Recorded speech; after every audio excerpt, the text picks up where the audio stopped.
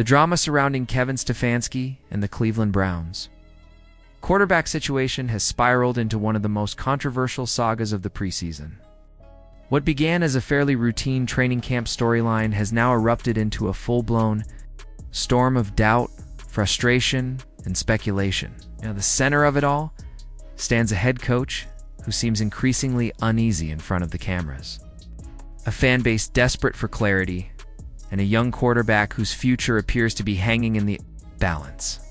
The issue is no longer just about who will line up under center on opening day. It's about trust, accountability, and whether the Browns have a true leader at the helm. When Kevin Stefanski took the podium to answer what seemed like a straightforward question who his starting quarterback would be for Week 1, his hesitation was glaring. Reporters asked him not only to identify the starter, but also to outline the pecking order for QB2, QB3, and QB4. Rather than provide clarity, Stefanski offered a vague response about talking to his team and assessing the situation. His words sounded like the generic safe answers fans have heard before, but this time it carried more weight. The coach, who just weeks ago openly laid out his quarterback depth chart, now suddenly refused to address the matter. Something had changed, and the silence around Shedeur Sanders' role was deafening. Fans, already skeptical after watching Dillon Gabriel stumble in his preseason outing, immediately sensed that Stefanski was hiding something. Analysts pointed out how strange it was for him to sidestep such a basic question, especially given that he had been transparent about the depth chart earlier in camp. Was he protecting his quarterbacks from scrutiny? Was he avoiding the inevitable storm that would come with naming Shedeur Sanders the starter? Or was this simply a head coach stalling for time because he didn't like the options in front of him? The timing of it all made Stefanski's answers even harder to believe. Just a season ago, he kept his regular starting quarterback out of the third preseason game, a decision he had defended as being in the best interest of the player's health. But this year, suddenly, he decided the opposite, that his starter needed to play. When asked to explain the change in approach, Stefanski's reasoning boiled down to a vague statement: "We do what the players need." But anyone who has been watching knows that Shedeur Sanders hasn't been given what he needs. He hasn't received meaningful game reps, nor has he been allowed to work with the first-team unit. So how could Stefanski possibly argue that his choices were centered around player development? The contradiction was glaring. Stefanski wanted fans to believe he was making decisions with the team's needs in mind.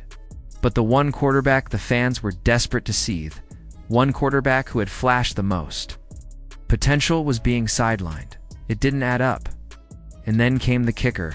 When pressed again on the timeline for naming a starter, Stefanski responded, "We'll decide in a couple of days." Think about that. How does a coaching staff decide something as monumental as a starting quarterback job in just 2 days? It wasn't strategy, it was stalling. Fans knew it, reporters knew it, and perhaps Stefanski himself knew it. But the most revealing moment came when Shedeur Sanders' name was brought up directly. Stefanski's body language shifted, his tone changed. He insisted that Sanders wouldn't be back anytime soon, almost as if the news gave him relief. It didn't sound like concern for a quarterback's recovery. It sounded like a coach grateful that he wouldn't have to face the Sanders debate just yet. For fans, that subtle shift in tone was enough to spark a deeper suspicion.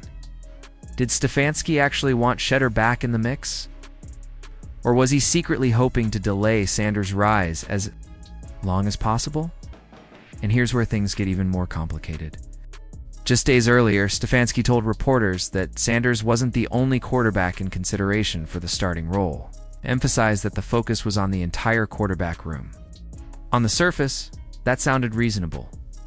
Coaches often say things like this to encourage competition. But then the official depth chart was released, and it raised even more eyebrows. Despite Sanders putting on the most impressive performance of the preseason, he was listed 4th on the chart. Not 2nd, not 3rd, 4th, behind Dillon Gabriel, behind Kenny Pickett, behind players who at the time were struggling with injuries. How could Sanders, healthy and outperforming expectations, still be buried that deep? The decision baffled not only fans but also analysts across the league. And just when it seemed like the story couldn't get more confusing, another report dropped, claiming Stefanski had no plans to use Sanders in the upcoming preseason game. The same game that should have given Sanders the perfect stage to prove himself. Instead, the Browns were signaling to the world that he wasn't part of their immediate plans. And then, almost as if on cue, Sanders was suddenly reported as injured. The diagnosis: arm soreness. Convenient timing, to say the least. Just as the calls for Sanders to see the field were growing louder, he was mysteriously sidelined. The team insisted it was minor, something that would clear up in a day, but it only fueled speculation. Was it a genuine injury, or was it a way to dodge the growing pressure? To many, it felt like a smokescreen. What made the situation even more frustrating was the way other quarterbacks were being handled in contrast. Dillon Gabriel, for example, struggled visibly on the field. With first-team protection in front of him, he had the perfect opportunity to shine. But instead of commanding the offense, he played cautiously, afraid to take risks. And when that first-team protection rotated out, his weaknesses were exposed. He fumbled, he turned the ball over, and he crumbled under pressure. That performance should have been a wake-up call, a clear indicator that Gabriel wasn't ready. Yet somehow, Stefanski continued to show faith in him while withholding opportunity from Sanders. Analyst Chris Shea Canty captured the frustration perfectly. He said Gabriel could never be a franchise quarterback. The reason wasn't just about his play on the field, it was about leadership, presence, and accountability. In his post-game press conference, Gabriel failed to own up to his mistakes, failed to show the maturity required of someone expected to lead a team. Compare that to Sanders, who carried himself with poise, professionalism, and the demeanor of someone who understands what it means to represent a franchise. The contrast was jarring. But perhaps the most telling part of all this isn't about Sanders or Gabriel. It's about Stefanski himself, his refusal to take a stand, his vague answers, his reliance on stalling tactics these choices have created. More controversy than clarity. Instead of calming the storm, he has fueled it. Instead of showing leadership, he has revealed hesitation. And in the NFL, hesitation at the quarterback position can sink an entire season. Fans aren't just questioning his quarterback decisions anymore. They're questioning his ability to lead. They see a coach who seems more concerned about dodging questions than addressing the reality of the situation. They see a leader unwilling to trust the player who has shown the most potential. And they see a franchise that, once again, appears stuck in limbo because of indecision at the top. And so, the debate rages on. Is Kevin Stefanski truly trying to do what's best for his team? Or is he protecting himself by avoiding the Shedeur Sanders decision for as long as possible?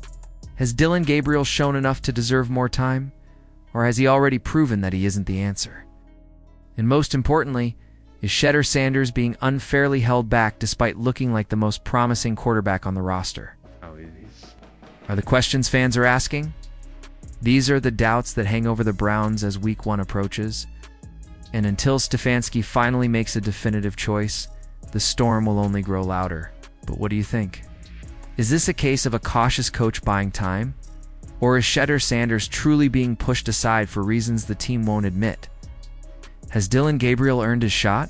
Or has his conservative play and lack of composure already sealed his fate? And if Stefanski continues to dodge, how much longer will fans tolerate the uncertainty? Let us know your thoughts in the comments below. If you're following every twist and turn of this quarterback controversy, make sure to like this video. Subscribe to the channel and stay tuned because this story is far from over.